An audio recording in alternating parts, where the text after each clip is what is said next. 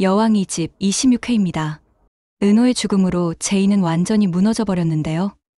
그런데 사실 제인의 진짜 친아들은 죽지 않았어요. 즉, 저 세상으로 떠난 아이는 제인의 친아들이 아니었어요. 오늘은 은호의 출생의 비밀에 대해서 이야기해보고자 합니다. 그러니까 세리가 황기찬과 불륜 사이가 된 건 어제 오늘이 아니잖아요? 지호가 6살이니까 적어도 7년은 되었다는 거죠. 그런데 죽은 은호 나이는 7살이니까 적어도 은호 출생 당시에는 황기찬과 세리가 부적절한 관계였다는 말이 되는 거죠. 그러니 악독한 세리는 제인이 출산한다는 말을 듣고 가만히 손 놓고 있었을까요? 제인을 불행하게 하는 게 세리의 인생 목표인데 이런저로의 기회를 그냥 두고 볼 리가 없잖아요. 그러니 분명 제인의 아들을 가지고 장난을 쳤을 것 같아요. 즉, 제인이 자신의 친아들을 키우지 못하도록 아이를 바꿔치기 하는 범죄를 저질렀을 것 같아요. 즉, 제인이 낳은 아들을 다른 사람의 아이와 바꿔치기를 했을 가능성이 높다고 해석을 합니다. 그러니까 세리는 이제 막 출산한 아이를 세리가 입양하겠다고 약속해놓고 그 아이를 제인의 아이와 바꿔치기를 했던 거죠. 그러니 제인이 지금까지 키워온 은호는 사실은 제인의 친아들이 아니라 세리가 입양하기로 했던 미혼모의 아들이라고 볼 수 있겠습니다. 그리고 제인이 낳은 친아들은 바로 세리가 데려왔던 거예요. 즉 지호가 바로 제인의 친아들이 되는 거죠. 그런데 지호는 은호보다 1살 아래예요. 그러니 세리는 혹시라도 아이를 바꿔치기 한 사실이 나중에라도 들통날까봐 제인의 친아들 지호의 출생신고를 1년 늦게 했다고 볼 수 있습니다. 세리가 지호 대하는 거 보세요. 과연 친아들이라면 그토록 쌀쌀맞게 대할 수가 있을까요? 세리는 지호에 대한 애정이 전혀 없어요. 지금까지 지호를 안아준다거나 애정어린 눈으로 바라보는 걸 단 한 번도 본 적이 없거든요. 그러니 지호는 결코 세리의 아들일 수가 없습니다. 그렇다고 은호가 세리의 아들일 수는 더더욱 없습니다. 세리는 은호가 제인 대신 죽게 되자 차라리 잘 되었다, 이렇게 말을 하잖아요. 그러니 은호도 세리의 친아들이 아닙니다. 그러면 세리가 낳은 아이는 도대체 어디로 갔을까요? 세리는 불임입니다. 마음속에 복수심과 교활함이 가득 찼는데 어떻게 예쁜 아가가 찾아올 수가 있겠어요? 세리는 불임이기 때문에 자신이 낳은 아들은 단 한 명도 없다는 거죠. 그리고 제인은 아무 잘못도 하지 않았는데 악인들에 의해서 아들이 죽음까지 당한다는 전개는 매우 무리한 전개인 것 같아요. 가장 가혹한 벌은 자식이 잘못되는 건데 그런 가혹한 벌을 제인에게 내릴 리는 결코 없다고 생각하기 때문입니다. 그러니 분명 제인은 자신의 진짜 친아들과 재회하며 행복하게 살게 되는 결말로 끝이 나게 되는 거죠. 즉, 나중에 황기찬과 세리가 감옥에 가면서 지호가 홀로 남겨지고 우연한 기회에 지호가 제인의 친아들인 게 밝혀지면서 제인은 자신의 진짜 친아들을 만나게 되는 기쁨을 누릴 수가 있게 될 것입니다. 그런데 오늘 방송에서 황기찬은 세리와 청부업자 홍 사장에게 내 아들을 죽인 게 당신들이야? 이러면서 홍 사장의 멱살을 틀어줍니다. 그러면 세리가 뭐라고 했을 것 같나요? 미안해 여보, 제발 용서해줘. 이럴 것 같나요? 아닙니다. 당신 무슨 말도 안 되는 소리를 하고 있는 거야? 은호 죽인 범인 잡아달라고 내가 이렇게 큰 돈을 홍 사장에게 주고 있잖아?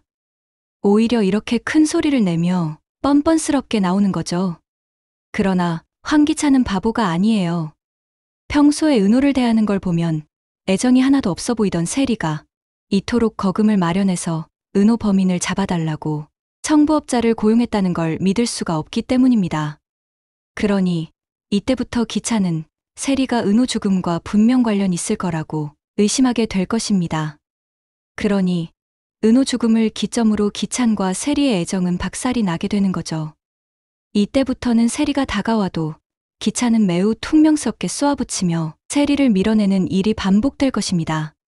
그러니 세리가 범인이라는 사실은 오늘 방송에서는 절대 들통나지 않습니다. 하지만 나중엔 결국 기찬에게 들통이 날 것이고 기찬은 세리를 경찰에 고발하려고 할 것이지만 세리가 기찬에게 역으로 협박을 하는 거죠. 당신은 도희 죽였잖아. 살아있는 도희 죽이는 거 내가 옆에서 똑똑히 본 증인이야. 당신이 나 고발하면 나도 당신을 살인범으로 고발해버릴 거야. 이렇게 나오니 기찬은 결코 세리를 고발하지 못할 것입니다. 세리가 은호를 죽인 사실은 지호에 의해서 들통이 나게 될 것입니다. 지호는 은호가 준 선물을 간직하고 있어요. 은호가 죽은 후 은호 소지품들은 모두 다 불태워버렸잖아요. 그런데 어느 날 지호가 은호 장난감을 갖고 놀고 있는 거죠. 기찬은 화를 내면서 왜 안 태웠느냐? 이럴 것입니다. 그러면 지호는 이건 내 거라고 하겠죠? 그러나 기찬은 지호의 말을 믿지 않는데요. 그러자 지호는 자신이 정당하다는 걸 밝히기 위해 장난감을 받던 순간을 자세히 설명을 하게 될 것입니다. 아빠, 내가 은호에게 은호 엄마가 유치원 앞 삼거리에서 기다린다는 말을 해주었더니 은호가 고맙다면서 생일 선물로 이 장난감을 나에게 주었단 말이에요. 이렇게 실토를 하게 될 것입니다. 은호 엄마가 은호 기다린다는 건 어떻게 알았어? 기찬은 당연히 이렇게 물어볼 것입니다. 그러면 지호는 응, 엄마가 은호 엄마에게 전화로 그렇게 말하는 걸 내가 분명히 들었거든. 그래서 은호 형에게 말해주었던 거야. 이렇게 말을 하는 거죠. 그러면 기찬은 세리가 제인을 죽이기 위해 그 장소로 유인을 했던 것인데 은호가 갑자기 그 자리에 나타나는 바람에 제인 대신에 은호가 희생되었다는 걸 깨닫게 될 것입니다. 그나저나 최자영이 출소를 했어요. 어떻게 된 일일까요? 바로 황기찬이 꺼내준 거죠. 그런데 황기찬이 그냥 꺼내줄 리가 없잖아요. 둘 사이에는 어떤 거래가 생긴 걸까요? 아마도 최자영이 가진 주식 지분을 몽땅 다 황기찬에게 넘겨주었을 것 같아요. 그렇게 되면 황기찬은 제인이 준 주식과 최자영의 주식을 합치면 압도적으로 주식 지분이 많게 되는 거죠. 그러면 고모가 아무리 승우에게 회장 자리를 넘겨주라고 난리를 쳐도 황기찬이 모든 결정권을 거머쥐고 있으니 공증을 해둔 것도 다 물 건너 가고 마는 거죠. 그나저나 최자영과 노숙자가 머리끄댕이까지 잡으면서 한바탕 몸싸움을 벌일 예정인데요. 화가 난 최자영은 제인에게 전화를 해서 왜 내 맘대로 집을 팔았느냐고 불같이 화를 낼 것입니다. 사실 최자영은 황기찬과 세리가 결혼한 사실도 모르고 있어요.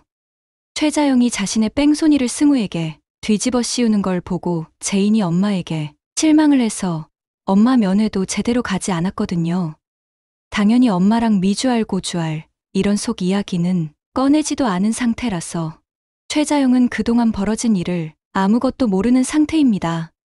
최자영 전속 변호사라도 제인에게 일어난 사실을 이야기해 주었어야 하는데 서 변호사는 무능하기 짝이 없는 인물인 것 같아요. 그러니 최자영도 하루아침에 빈털털이 신세가 되고 말았어요.